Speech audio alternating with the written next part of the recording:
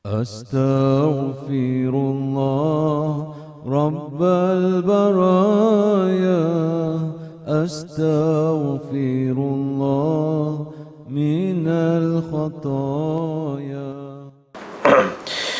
Assalamualaikum warahmatullahi wabarakatuh. Alhamdulillah, nahmaduhu wa nasta'inu wa nastaghfiruh wa na'udzu billahi min syururi anfusina wa min sayyiati a'malina. May yahdihillahu fala mudilla lahu wa may yudlilhu fala hadiya lahu. Asyhadu an la ilaha illallah wahdahu la syarika lah wa asyhadu anna Muhammadan abduhu wa rasuluh. Subhanaka la ilma lana illa ma 'allamtana innaka antal alimul hakim wa la haula wa la quwwata illa billahil aliyil azim. Amma ba'd. Jadi alhamdulillah kita bersama-sama merapatkan syukur kepada Allah.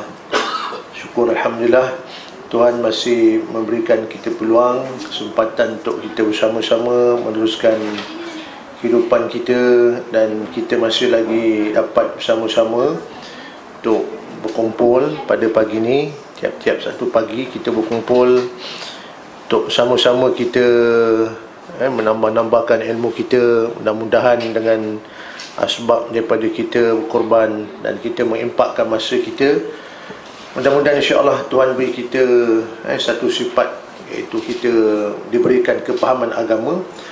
Kerana bila kita diberikan kepahaman agama, maka kita mudahlah untuk mengamalkan agama Allah.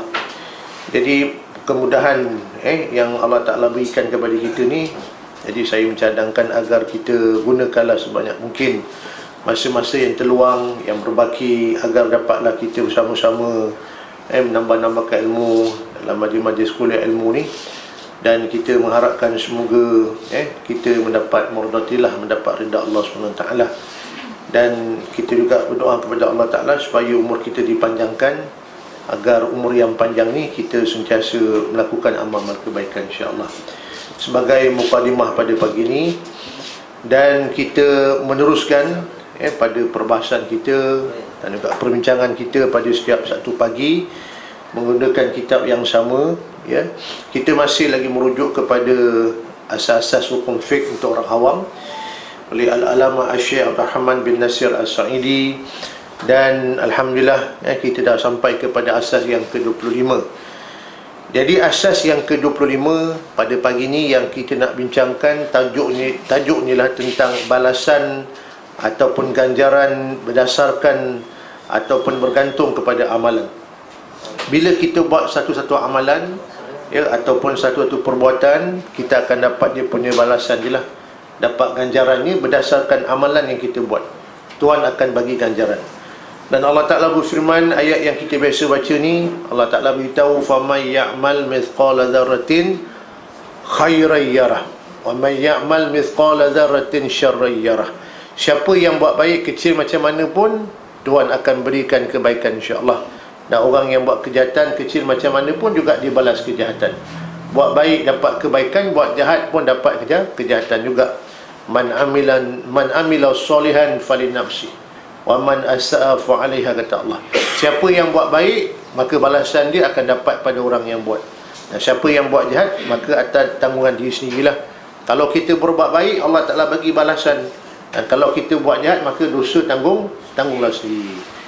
Jadi merujuk kepada satu kaedah syair oleh pengarang yang berbunyi, waman ata bima alaihi min amal qad istahaqqa ma lahu 'alal amal.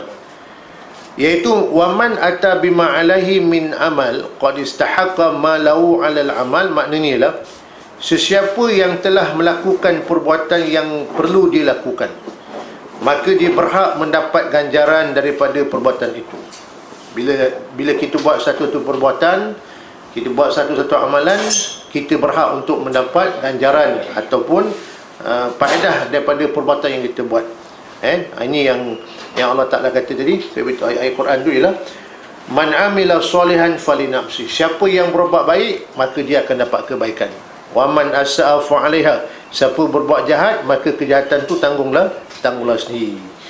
Baik, apa maksud asas ni? asas yang kita bincangkan pada pagi ini ialah, iaitu jikalau kita telah melakukan sesuatu pekerjaan ataupun sesuatu amalan mengikut cara yang diminta, maka kita berhak mendapat ganjaran daripada perbuatan tersebut. Sama ada perbuatan tu yang kita buat ni yang berbentuk duniawi ataupun ukhrawi. Tapi yang kita bincang ni berbentuk duniawi lah. Kalau kita buat amalan-amalan yang berbentuk ukhrawi dalam agama, ganjaran insya-Allah Tuhan akan bagi besok mana? Tuan-tuan datang kuliah, ada pahala tak? Ada pahala. Datang semayang berjemaah, ada pahala tak? Ada pahalanya. Kita bagi sedekah, ada pahalanya. Kita buat baik pada orang, ada pahalanya. Atau kita mengalihkan halangan-halangan di tengah jalan. Nabi kata yumitul aza anit tariqi sedekah. Siapa yang mengalihkan apa-apa halangan yang terhalang di tengah jalan, maka dia akan dapat pahala sedekah. Semua ganjaran-ganjaran yang kita buat amalan kat dunia ni, insya-Allah Tuhan akan berikan ganjaran di besok dari akhirat. Ya, kita tak akan dapat di dunia ni. Ya, tetapi ada setengah-setengah perbuatan yang kita buat baik kat dunia, insya-Allah Tuhan bagi kat dunia. Rezeki dimudahkan, keberkatan hidup Allah Taala berkati, umurnya dipanjangkan. Antara contoh kita berbuat baik pada mak bapak kita, Allah Taala murahkan rezeki insya-Allah. Kita menghubungkan silaturahim, Allah juga berkati kehidupan kita. Tapi kebanyakan semua amal-amal baik yang kita buat di dunia ni, kadang-kadang Allah tidak balas kat dunia, tapi kita akan dapat besok dari akhirat. Pergi sembahyang berjemaah di masjid, tuan-tuan, tiap-tiap waktu berjemaah Tuhan bagi darjat, pahala 27 darjat. Tetapi dia tidak bagi kat dunia ni. Kalau katalah contoh kita datang ke surau, sembahyang subuh berjemaah, satu waktu dapat seekor lembu. Kalau satu waktu dapat seekor lembu, 5 waktu 5 ekor lembu. Itu baru seorang. Kalau 100 orang taman purna yang pergi surau, bayangkan taman purna penuh lembu-lembu belaka. Mana dah letak lembu tu? Jadi tuan-tuan, makna ganjaran kita besok Allah sediakan besok di hari akhirat. Jangan bimbang. Berapa ramai orang yang berbuat baik dalam dunia ni belum dapat balasan. Itu bila kematian, bila kita berjumpa besok dari akhirat, Tuhan akan beri ganjaran insya-Allah. Dan berapa ramai juga manusia dalam dunia yang berbuat jahat, buat maksiat, buat mungkar, belum dapat balasan. Sana besok di hari akhirat ada balasannya. Tetapi yang kita fokus ni, maknanya kita buat amalan perbuatan dekat dunia ni, maka kita berhak untuk mendapat ganjaran daripada perbuatan tersebut. Maka contohnya ialah ibadah yang kita lakukan dalam seharian-seharian yang kita buat ni, jikalau kita melakukannya seperti mana yang diajar dan ditunjukkan oleh Allah SWT dan juga Rasulnya SAW, maka kita berhak untuk mendapat balasan baik, berhak untuk mendapat pahala dan juga syurga. Apa contohnya tuan-tuan? Contohnya kita berdoa kepada Allah Ta'ala. Berdoa, kita buat baik kat dunia ni, contoh kita buat baik pada orang, kita tolong orang, kita bagi sedekah, atau kita berbuat baik pada binatang sekalipun, kita berdoa kepada Allah Ta'ala, mudah-mudahan ya Allah, tiap-tiap kebaikan-kebaikan yang saya buat itu dekat dunia ni, mohon-mohon ya Allah agar dapatkan ganjaran besok di hari akhirat. Jadi kita berdoa tu minta Tuhan balaskan kebaikan, maka insya-Allah Tuhan akan balaskan kebaikan kita. Pahala-pahala yang kita buat dalam dunia ni, maka kita layak untuk masuk dalam syurga Allah SWT. Kecil macam mana pun, itu yang Allah Ta'ala kata, faman ya'mal mithqala dzarratin khairan yarah. Siapa yang buat kebaikan kecil macam mana sekalipun, Tuhan akan tetap balaskan dengan kebaikan. Hatta kita baca orang buat dosa banyak tuan-tuan, perempuan pelacur, perempuan kebret, disebut dalam hadis Nabi SAW, hanyalah sekedar memberikan air minuman kepada anjing, Allah ampunkan dosa, dia pun dapat balasan syurga di hari akhirat, kerana berbuat baik pada binatang. Jadi maknanya bila kita berbuat baik atau kita buat satu amalan harian kat dunia ni, Tuhan akan berikan ganjaran kebaikan-kebaikan pahala tersebut besok, dan kita akan dimasukkan ke dalam syurga. Jikalau sempurna kita melakukannya, maka sempurnalah ganjarannya. Kalau sempurna, sebab tu bila kita buat baik ada syaratnya. Apa syaratnya? Antaranya, hendaklah kita berbuat baik itu semata-mata kerana Allah. Sebab tu bila kita buat baik, kita bagi sedekah banyak macam mana pun, Tuhan tengok pada niat kita. Innamal a'malu binniat. Tiap-tiap perbuatan itu bermula dengan niat. Kalau kita buat niat baik kerana Allah Ta'ala, Tuhan bagi ganjaran insya-Allah. Itu yang kita bagi-bagi. Kita selalu berikrar, inna salati wa nusuki wa mahyaya wa mamati lillahi rabbil alamin. Sesungguhnya ya Allah, aku punya semayang, aku punya ibadat, hidup aku, matiku untuk siapa? Lillahi rabbil alamin, untuk Tuhan semesta alam. Jadi maknanya syarat, kata para ulama, untuk kita punya amalan di dunia ni, untuk dinilai Tuhan, dapat ganjaran, dapat pahala, syarat mesti kerana Allah Ta'ala. Mana tak ada unsur tak ikhlas, unsur riak, nak menunjuk, ini menyebabkan pahala terbatal. Ya, itu yang dia kata, maknanya kalau amal tu sempurna. Bila amal tu sempurna, insya-Allah Tuhan akan bagi ganjaran. Ya. Baik, dalil asasnya ialah dalil umum yang menunjukkan ganjaran yang diberikan ini berdasarkan kepada sesuatu amalan yang dibuat. Kita merujuk kepada firman Allah SWT dalam surah Az-Zukhruf. Dalam surah Az-Zukhruf ayat yang ke-72, Allah Ta'ala berfirman, "Watilkal jannatul lati uristumuha bima kuntum ta'malun." Ya. Allah Ta'ala kata watilkal jannah. Watilkal jannah, dan itulah syurga allati uristumuha, yang diwariskan kepada kamu, bima kuntum ta'malun, disebabkan amal-amal yang dahulu kamu kerjakan. Allah Ta'ala buat syurga ni untuk siapa sebenarnya? Allah Ta'ala cipta syurga sebenarnya untuk siapa? Untuk kita makhluk yang bernama insan, yang bernama manusia. Syurga ni bukan untuk binatang. Betul tak? Syurga bukan untuk bulan, bintang, matahari. Syurga untuk makhluk yang bernama manusia. Allah ciptakan syurga, Allah ciptakan neraka untuk kita manusia, makhluk yang berakal. Sebab tu kita ada akal. Kita disuruh buat pilihan, sama ada nak buat yang baik atau buat yang jahat. Allah Ta'ala bagi akal. Orang berbuat baik, maka balasannya syurga. Dan orang yang berbuat jahat, maka balasannya dalam neraka. Jadi dalam dunia ni, tuan-tuan, saya ulang balik, mana syurga ni yang Allah Ta'ala ciptakan adalah untuk kita makhluk yang bernama manusia. Makhluk-makhluk seperti binatang, baik macam mana pun, kambing baik macam mana pun, jahat macam mana pun binatang, dia bukan, Allah Ta'ala ciptakan syurga neraka bukan untuk mereka ni. Tetapi Allah ciptakan syurga neraka untuk makhluk yang bernama manusia. Watilkal jannah allati uristumuha, itulah syurga Allah Ta'ala kata yang diwariskan kepada kamu. Itu makna untuk manusia. Bima kuntum ta'lamun, dengan sebab apa yang telah kamu lakukan dalam dunia ni. Kita buat apa perbuatan yang baik-baik, insya-Allah Tuhan akan balaskan dengan ganjaran untuk kita dapat masuk dalam syurga. Jadi ayat ni menunjukkan bahawasanya Allah Ta'ala berikan ganjaran syurga di atas amalan yang telah kita lakukan. Tetapi yang kita kena tahu ialah amalan yang kita lakukan itu bukan semata-mata usaha kita, tetapi adalah dengan rahmat Allah SWT yang memberikan petunjuk dan ilham untuk kita melakukan kebaikan dan juga amal yang soleh. Untuk nak buat amal yang soleh ni, kita dapat hidayat, petunjuk daripada Allah Ta'ala. Kekuatan untuk kita beramal. Tuan-tuan nak datang kuliah ni, siapa yang gerakkan? Allah Ta'ala. Betul tak? Allah yang gerakkan, izinkan kita untuk pergi ni. Ramai orang kat Taman Purna ni, tapi Allah tak pilih. Tapi Allah pilih kita. Yang datang pula jauh-jauh, daripada Jerman pun ada, daripada Yugoslavia pun ada, daripada Perancis pun ada, daripada kampung Bukit Pulau pun jauh. Bukit Pulau tu bersebelahan pula lorong Pulau Langkawi.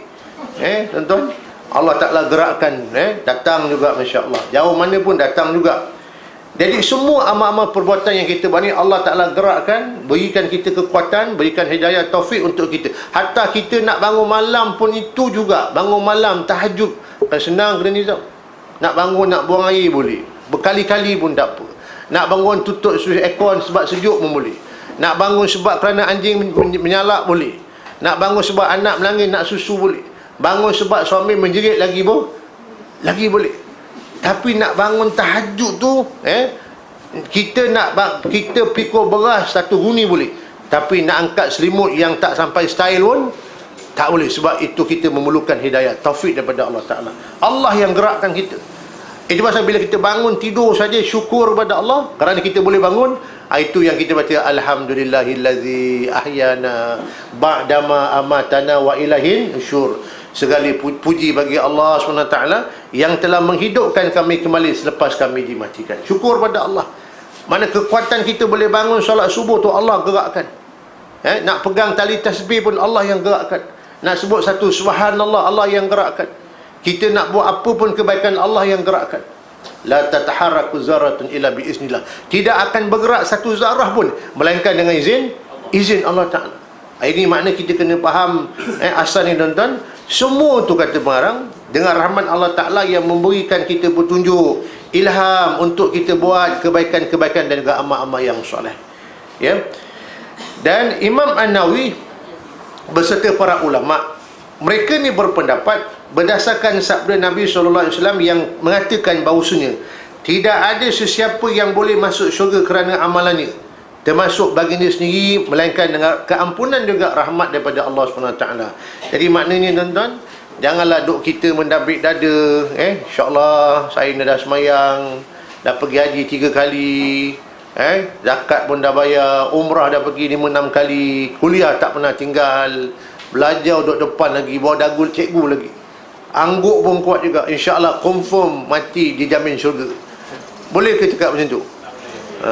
Kita masuk syurga ni tuan-tuan dengan sebab amalan kita ke rahmat Allah Ta'ala? Kita masuk syurga ni dengan sebab amal kita ke rahmat Allah? Amalan kita kena buat, tapi melayakkan kita masuk syurga ni dengan rahmat, dengan rahim dan kasih Allah Ta'ala. Allah Ta'ala sayang pada kita, Allah kasihkan kepada kita, bukan sebab amal kita. Banyak orang beramal tapi Allah tak sayang pada dia. Mungkin dia sombong, dia riak, tapi ada orang buat amal yang kecil saja, macam perempuan kebret tadi, buat amal yang kecil, bagi anjing minum, Allah sayang pada dia kerana menolong pada makhluk. Walaupun anjing tuan-tuan, Nabi Mu'alazah, dengan rahmat Allah, kasih sayang Allah Ta'ala, Allah Ta'ala mengampunkan dan dia juga bakal masuk dalam syurga Allah SWT.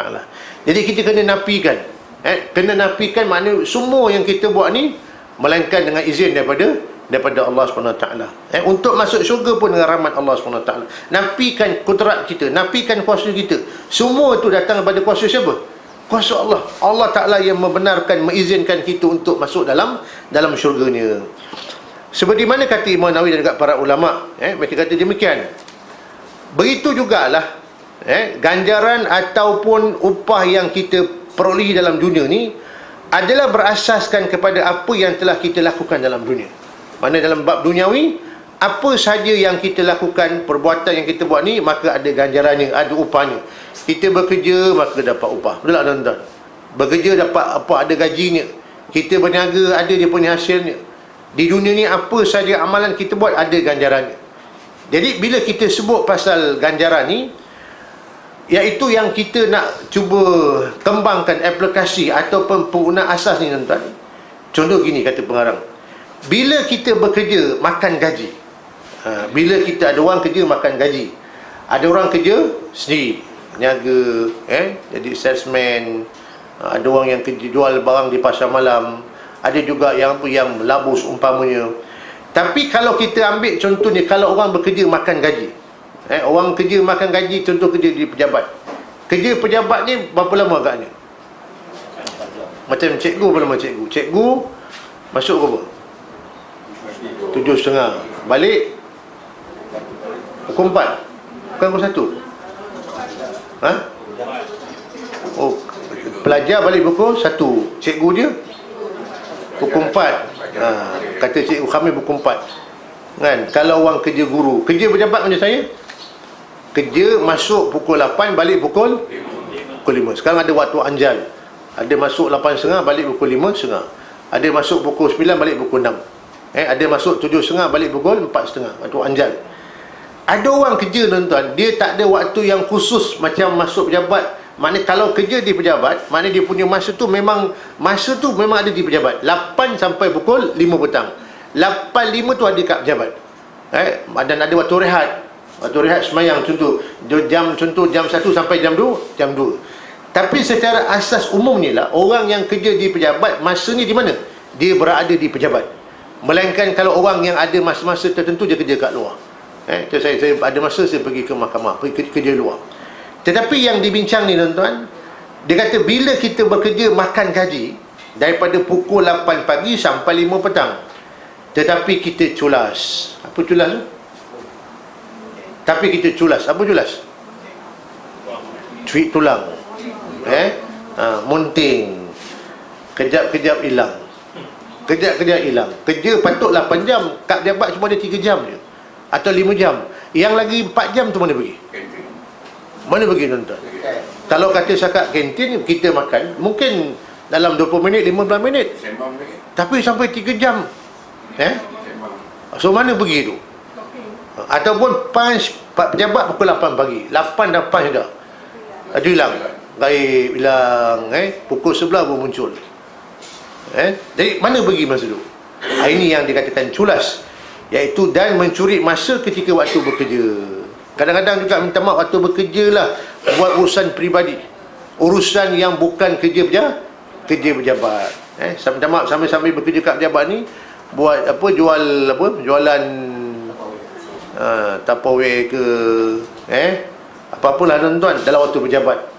Ataupun kita menggunakan waktu pejabat tu untuk urusan peribadi kita, urusan peribadi kita, ya.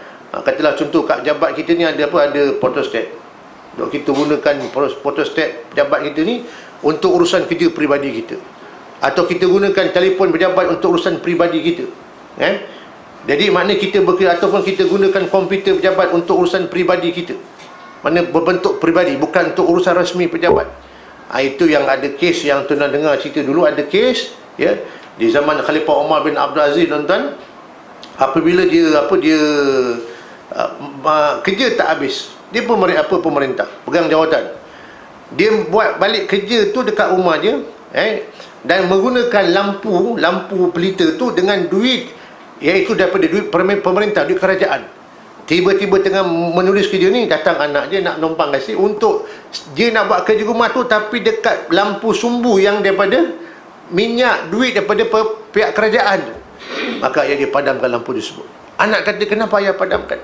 Saya nak tolong buat kerja rumah. Kata Umar bin Abdul Aziz, yang saya bapak buat, yang aku buat ni, ini adalah urusan rasmi kerajaan, menggunakan lampu minyak, urusan rasmi kerajaan. Kalau kamu nak menumpang kasih untuk buat kerja rumah kita, silalah ambil lampu minyak di mana?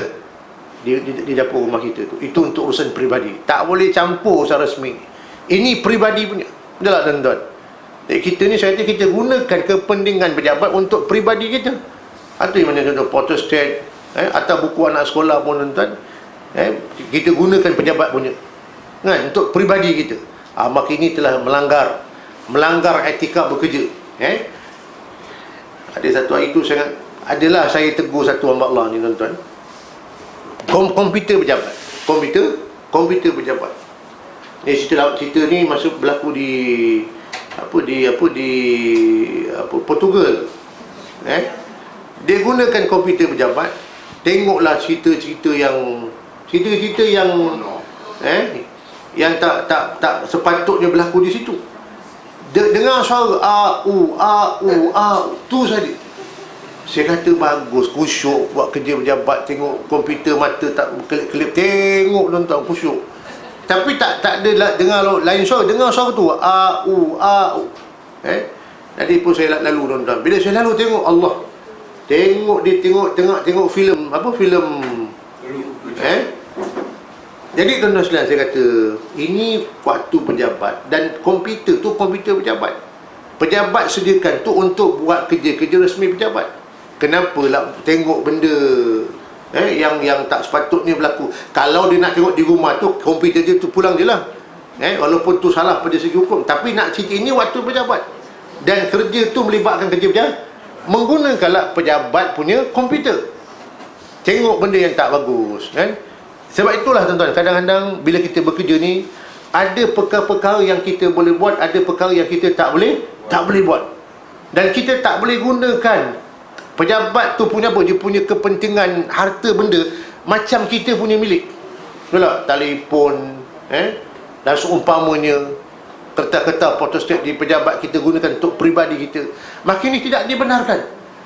Jadi nak cerita ni, kata orang, kalau kita kerja makan gaji, masuk pukul 8, balik 5 petang, tapi kita culas dan mencuri tulang masa kita waktu bekerja. Kadang tu kita borak-borak bersama, borak, sembang. Kadang kerja pejabat tu waktunya kalau kita buat betul-betul ikut masa, time yang tentukan, insya-Allah maka dah ada siap dah. Tapi sebab kita duk borak, ketawa, seronok-seronok, cerita benda yang tak sepatutnya, patut kerja yang patut siap, hari tu tak siap, dah pergi lanjut sampai bila? Dah sampai 2 minggu, 3 minggu. Itu sebab dia sengaja, dia buatkan tu, time frame tu, berapa lama boleh siapkan. Ada masa dalam tempoh tu kena siapkan, agar kita patuh kepada arahan. Kalau tak, orang akan melambat-lambatkan, menggunakan masa tu untuk kepentingan peribadinya. Sepatutnya, kalau kita bekerja contohnya 8 masuk pukul 5, kita patut kita tidak berhak kalau kita culas. Sepatut memang dapat gaji lah, 85 dibayar gaji. Tapi disebab kita culas, sepatut kita tak berhak mendapat gaji penuh, kerana tidak amanah dalam menjalankan tanggungjawab sebagai pekerja. Sebab itu ada kalanya kita dapat gaji penuh yang kita perolehi, tapi tak ada berkat, kurang berkat. Kenapa kurang berkat? Contoh gini, contohnya gaji sebulan RM RM4,000. Gaji sebulan RM RM4,000, tetapi jumlah yang layak kita patut dapat sepatutnya 3,000 saja. 1,000 tu adalah hasil curi tulang semasa bekerja. Betul tak? Gaji sebenarnya patut dapat RM sebulan RM4,000, tapi sebab katalah dalam tu ada culas, curi tulang, nak ngerti lama sangat, sembang lama sangat, atau buat kerja peribadi kat pejabat, tuan-tuan, sepatutnya dapat kerja sebulan 3,000, tapi dibayar penuh 4,000. 1,000 tu maknanya 1,000 tu dibayar tu, maaflah, yang kita curi tulang tu sepatut 3,000, tapi dia tetap bayar 4,000 juga. Baki 1,000 tu biasanya hangus tanpa kita sedari. Jadi yang kita dapat duit hangus, tuan-tuan, ada dia dapat musibah, tayar pancit, betul tak? Kereta tak boleh start, itulah kena tukar bateri baru beli, kena tukar balik, tak sampai setahun 6 bulan dah rosak dah, tukar lagi bateri. Tayar baru tukar, pancit pula, tiba-tiba katalah contoh, mungkin kita masuk hospital, tu semua nak kena bayar.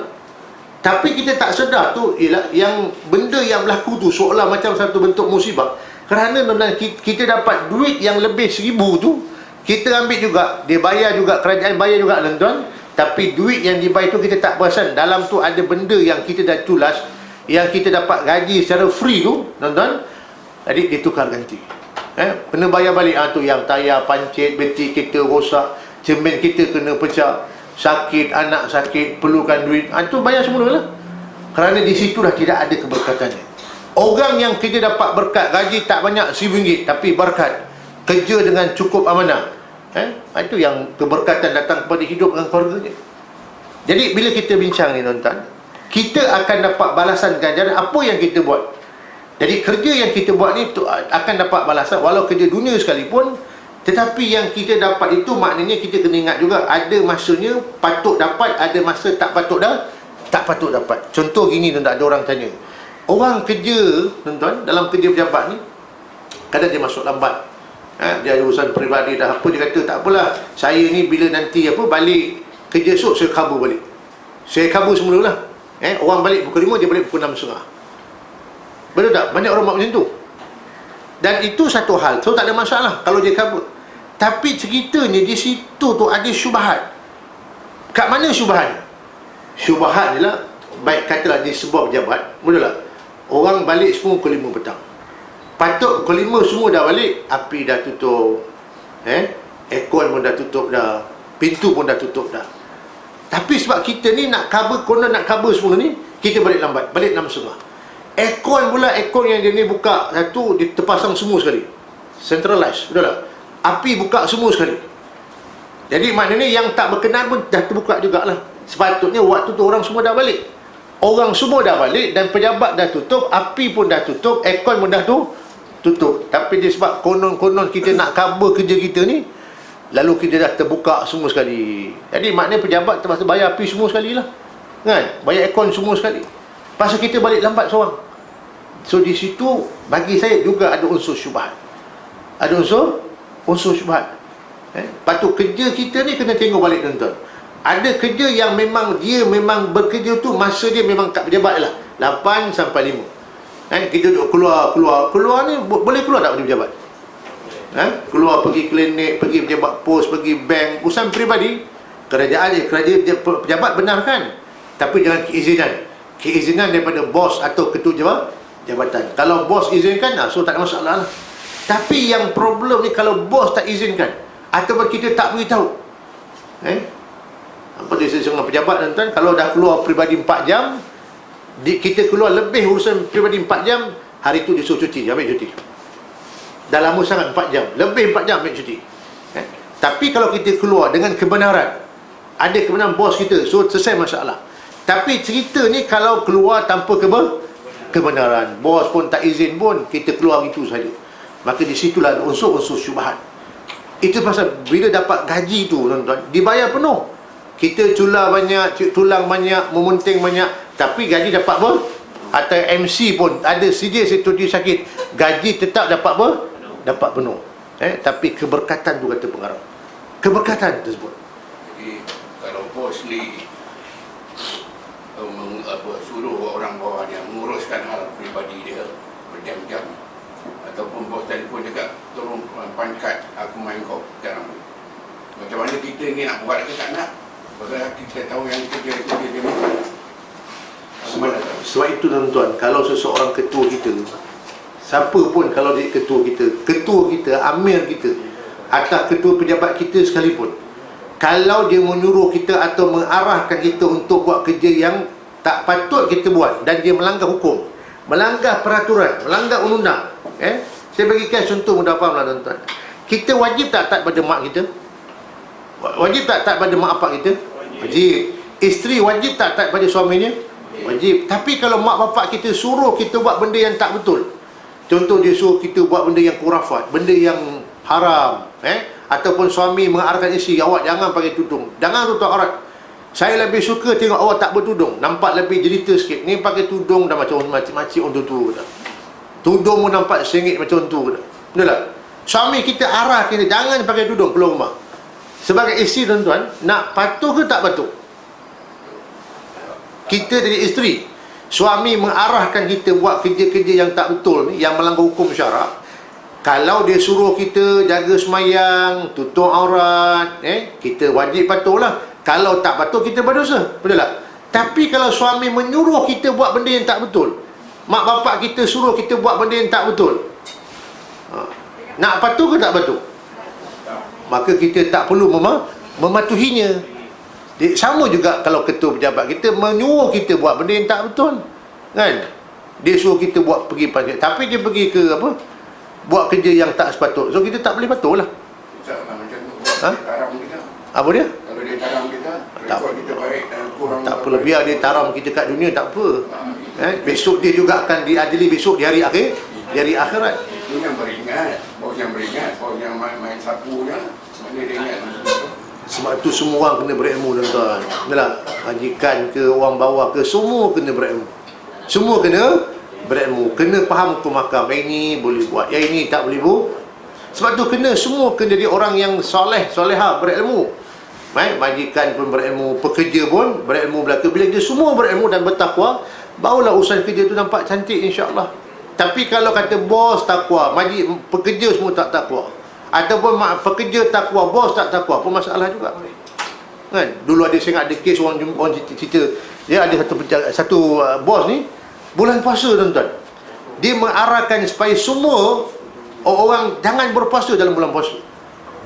Tu yang saya kata, kalau orang arah kita buat benda yang tak betul pada hukum syarak, wajib tak kita nak patuh?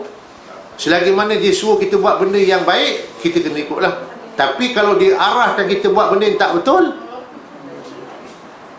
kita kena engkar, kan? Kita tak wajib patuhi, tak wajib patuhi. Boleh tak tuan-tuan? Sebab tu kan manusia ni, manusia ada 3 jenis. Manusia ada 3 jenis mengikut kata Imam Al-Qurtubi. Tiga kategori, iaitu yang pertama namanya Al-Abrar, yang kedua namanya Al-Mukhalitin, yang ketiga namanya Al-Fujjar.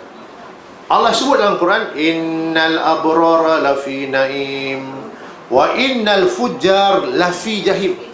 Allah kata benar, innal abrara lafi naim, seseorang yang abrar, tempat duduk mereka dalam syurga yang penuh nikmat. Wa innal fujjar, adapun orang yang fujar, tempat duduk mereka dalam neraka jahanam. Al-Qurtubi syarahkan tuan-tuan, manusia 3 jenis. Pertama namanya abrar, kedua namanya al-mukhalitin, ketiga namanya al-fujjar. Baik, siapa orang yang al-abrar? Abrar ni orang yang soleh-soleh, orang warak-warak, orang takwa, orang yang sentiasa buat baik. Orang abrar ni orang yang selalu buat baik, yang Allah Ta'ala suruh, yang Allah Ta'ala arahkan, yang fardu-fardu semua dia buat.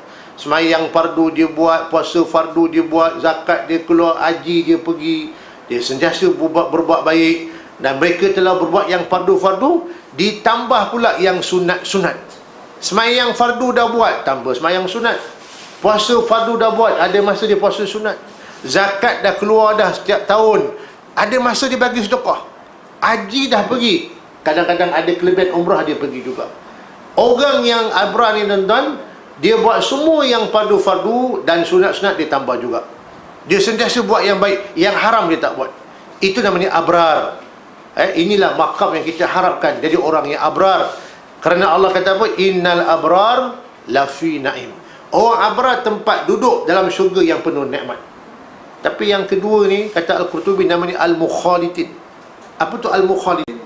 Al-mukhalitin mana orang yang mencampur adukkan di antara yang baik dengan yang jahat. Dia baik pun buat, jahat pun buat juga. Tapi dia buat semua yang fardu, yang makruh dia buat juga. Dia campur aduk. Semayang juga. Tengok wayang pun kuat juga. Semayang kuat, mengumpat boleh tahan. Baca Quran kuat, mengumpat pun kuat juga. Datang kuliah rajin, tengking suami pun boleh tahan rajin juga. Datang kuliah rajin, tengking bini pun boleh tahan juga. Zakat keluar, rasuah pun sapu juga. Dekah rajin, riba pun telan juga. Dia campur aduk. Yang wajib-wajib dia buat, yang Allah Ta'ala suruh pun dia buat, yang haram pun dia buat juga. Ini namanya mukhalitin. Di tengah-tengah. Al-mukhalitin. Ataupun ada kata ulama, dia buat yang wajib-wajib tapi sunat tak buat. Semayang fardu dia buat, yang sunat dia tak buat. Puasa fardu dia buat, sunat dia tak buat. Zakat dia keluar, zakah tidak. Dia ambil yang fardu je, sunat dia tak buat. Mukhalitin. Duduk di tengah-tengah. Dan kata Al-Qurtubi, dia campur aduk kan antara yang baik dengan yang jahat. Mana bila campur baik jahat tu masalah tu. Jahat buat, baik buat. Haram wajib buat, haram pun buat juga. Kan? Zakat memang keluar, rasuah pun kuat juga. Zakah rajin, riba sapu juga. Semua dia sapu belaka. Jadi campur aduk. Semayang kuat, mengumpat pun orang kata, Ustaz, dia semayang kuat, mengumpat lagi kuat. Orang tak semayang pun mengumpat tak kuat, dia lagi kuat. Kan? Apa dia? Apa nama tu? Baca apa? Membawang. Kenapa panggil membawang ni? Buat bawang tu Sembang agak dia pedih kot. Pedih. Orang yang tu pun kena juga. Dia yang potong bawang yang sebelah pun kena juga pedih tu. Oh, itu nama dia membawang tu. Biasa siapa yang membawang? Lelaki ke perempuan? Sama je. Laki-laki pun kuat membawang, wanita pun boleh tahan juga tuan-tuan membawang. Jadi nak cerita ni, mukhalitin ni campur aduk. Baik buat, jahat pun buat. Fardu yang buat, yang haram juga dia buat tuan-tuan. Minta maaf lah, minta maaf ni. Dada tak isap tapi rokok. Dia tak buat yang haram tapi yang makruh dia buat. Kan? Zina tak tapi dating rajin. Kejap-kejap dating. Kita tak zina Ustaz tapi kita dating dia. Kan? Kalau dah dating dengan orang yang bukan mahram, apa hukum tuan-tuan? Walaupun tak buat benda haram dosa zina, tapi dia jalan berdoaan. Kita orang Ustaz tengok filem dakwah, tengok cerita apa ni, munafik tu. Kita dakwah tu Ustaz, tapi kalau berdoaan bukan mahram, salah pada segi hukum. Benar tak tuan-tuan? Tapi orang yang begini, mukhalitin ni, dia tak buat yang wajib, dia tak buat yang haram, tapi yang makruh dia buat. Rokok, dada tak isap, tapi rokok diisap. Ada dulu cerita lama tuan-tuan, bila sebut pasal bab dada ni, budak-budak yang isap dada ni, mana ada dalam Quran yang mengatakan dada tu haram? Ada tu dia kata dalam Quran dada haram. Dia nak menegakkan kebenaran di pusat Serenji lah tuan-tuan. Tiba-tiba geng dia kata, ada Ustaz, ada dalam Quran ada ayat kata dada tu haram. Apa ayat tu? Wailul likulli humazatil lumazah allazi jama'a malahu wa'addada. Itu lain. Tak ada kena-mena yang dengan dada tu. Kan? Janganlah duk kita nak tafsirkan sendiri tuan-tuan. Dia kata begitu. Jadi orang faham dada tu haram tapi rokok je isap. Tapi nak tanya jujur tuan-tuan ni, isap rokok apa hukum dia rokok ni? Isap rokok apa hukum di Masjid Masjid haram ke makruh? Atau haram jadah? Tapi bagi saya lah tuan-tuan kan, banyak benda boleh hisap. Benda-benda yang buat mudarat tak payah hisap. Banyak benda boleh hisap. Mana lebih afdal, mana lebih baik? Hisap rokok dengan hisap jari suami kita, jari isteri. Hisap rokok dengan hisap jari isteri, mana lebih baik? Satu hisap rokok, ada mudarat tak rokok ni? Ada banyak mudarat. Yang menghisap pun bawa mudarat. Kita yang tak menghisap kena asap sebelah, kita pun dapat mudarat. Isap rokok dengan isap jari isteri, mana lebih afdal ke isap? Takkan tengah ramai kat jari. Dan sama juga isap rokok ni, takkanlah dapat ramai isap rokok kan. Dia mesti nak isap tempat yang tertutup. Saya cerita senang ni, nak cerita pasal benda yang mudarat dengan manfaat. Isap rokok dengan isap jari bini, mana lebih baik? Saya tanya. Tak kisahlah mana isap. Kalau isap rokok, banyak mudaratnya, menambahkan beban, duit bertambah-tambah, duit gaji cepat habis, nafkah anak terabait. Betul tak? Kalau isap jari bini, dia menambahkan kasih sayang, menambahkan kemesraan, kan? Menambahkan kita lebih ngam dengan dia, kan? Asal balik rumah isap jari bini, syok kan?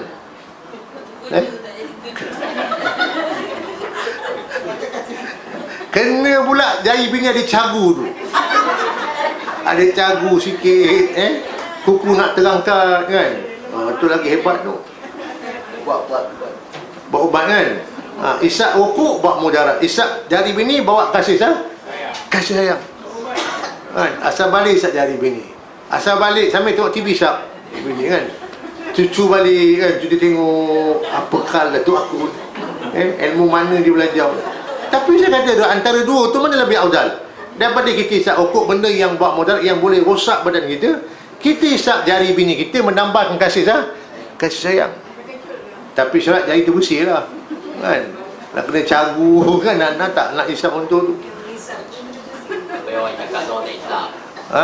Orang cakap tu orang memang tak isap. Orang dah yang memang ada isap tak buat apa. Tak, memang kita pun tak buat tercontoh kan. Sebagai contoh saja, antara isap rokok dengan isap jari bini, mana lagi baik kan? Okey, itu yang kedua, al-mukhalitin. Yang ketiga ni tuan-tuan, kata Al-Qurtubi lah, orang yang al-fujjar. Siapa tu fujjar? Orang pujar ni tuan-tuan lebih teruk pada mukhalitin. Dia yang fardu semua dia tak buat, dia buat semua yang haram je. Dia yang makruh pun dia sapu, yang haram lagi dia sapu, semua dia sapu belaka. Semayang tidak, puasa tidak, belajar tidak, tutup aurat, semua dia buat benda haram. Allah suruh suruh bernikah, dia pergi zina. Allah Ta'ala suruh dia berzakat, keluar zakat, dia makan riba, dia makan rasuah. Allah Ta'ala suruh dia pergi belajar, Tuhan suruh pergi belajar cari ilmu, dia pergi lepak-lepak dekat tempat-tempat yang lawa. Mana orang yang puja ni tuan-tuan, dia buat semua benda yang haram belaka. Yang makruh pun dia sapu, yang haram pun sapu belaka. Dia tidak buat yang fardu, tapi semua dia buat yang haram belaka. Itu orang pujar. Jadi Allah kata al-fujjar ni tempat duduknya dalam api neraka. Innal abrar lafi naim wa innal fujjar lafi jahim. Tempat duduk orang abrar dalam syurga yang penuh nikmat, tempat duduk orang yang pujar dalam neraka yang jahanam. So manusia ni kata kedua, tiga golongan. Pertama orang yang abrar, dua orang yang mukhalitin, yang ketiga orang yang pujar. Jadi agak-agak kita harap kita masuk yang mana agaknya? Harapan kita yang mana? Harapan kita biarlah kita masuk yang pertama. Paling koman darjat kedua, yang kedua tu al-mukhalitin. Tapi mukhalitin pun tak bagus juga. Melainkan kalau dia buat semua yang fardu, dia tak buat yang sunat. Tapi kalau dia yang fardu dia buat, yang sunat dia tak buat, dia buat yang makruh. So kita bimbang juga. Pasal kita kata mukhalitin ni mencampur adukkan baik dengan tak baik. Baik dia buat, jahat pun buat juga. Kita bimbang tu. Takut dengan sebab jahat satu tu boleh membinasakan semua yang baik. Yang paling takut yang ketiga, namanya fujar. Semua yang haram dia buat, yang fardu wajib dia tak buat. Mana harapan kita saya semua insya-Allah kita nak jadi golongan yang pertama, namanya al-abrar, orang yang soleh, orang yang warak-warak. Jadi kita berkait bincang tajuk ni tuan-tuan, Setiap perbuatan yang kita buat dalam dunia ni, atau kita buat kerja dunia sekalipun, ada ganjaran insya-Allah. Kita berbuat baik, Tuhan bagi kebaikan. Kita kerja untuk dunia, ada gaji upah insya-Allah. Kita buat jahat kat dunia, besok di hari akhirat ada ganjaran, tuan-tuan. Ya. Lepas tu berapa ramai orang kat dunia buat baik, belum tak dapat baik, tak dapat ganjaran. Dan berapa ramai orang kat dunia buat jahat, belum dapat balasan. Kerana itu sebab ada kematian.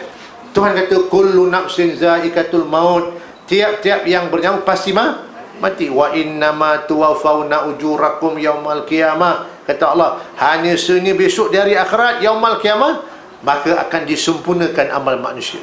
Allah sempurnakan insya-Allah. Yang buat baik dapat balasan baik, ke syurga lah kita insya-Allah. Yang berbuat jahat, buat mungkar, maka kita tak minta ampun pada Allah, maka masuklah bawah tu, tuan-tuan. Jadi maknanya, kalau kita untuk urusan duniawi ada balasannya, untuk urusan ukhrawi pun ada juga balasannya. Inilah tajuk yang kita bincangkan pada pagi ini. Untuk asas yang ke-20, 25 berapa? Balasan, bukan betul kan, bukan basalan, balasan. Silap, balasan atau ganjaran berdasarkan atau bergantung kepada amalan kita. Ya. Dan insya-Allah, mudah-mudahan umur kita panjang, kita sambung pada minggu hadapan. Okey. Ada soalan, tuan-tuan, ada? Ada kemusykilan? Kalau tak, kita tangguh dulu kot. Tangguh, dan kita berjumpa lagi pada minggu depan insya-Allah. Allahu a'lam bishawab. Bismillahirrahmanirrahim. Alhamdulillahirabbil alamin. Salatu wassalamu ala Rasulillah wa ala alihi washabihi ajmain. Allahumma inna na'udzubika min ilmin la yanfa' wa min qalbin la yakhsha' wa min nafsin la tashba' wa min da'watin la yustajabu laha. Rabbana atina fid dunya hasanah wa fil akhirati hasanah wa qina adzaban nar. Sallallahu alaihi sayyidina Muhammad nabi ummi wa ala alihi washabihi ajmain. Alhamdulillahirabbil alamin. Taqabbalallahu minkum.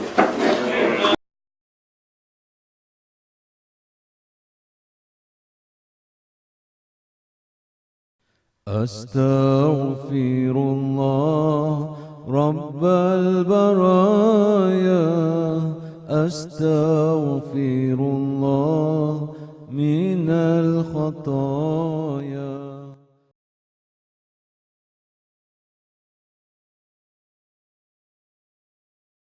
Astaghfirullah Rabbal baraya, astaghfirullah minal khataya.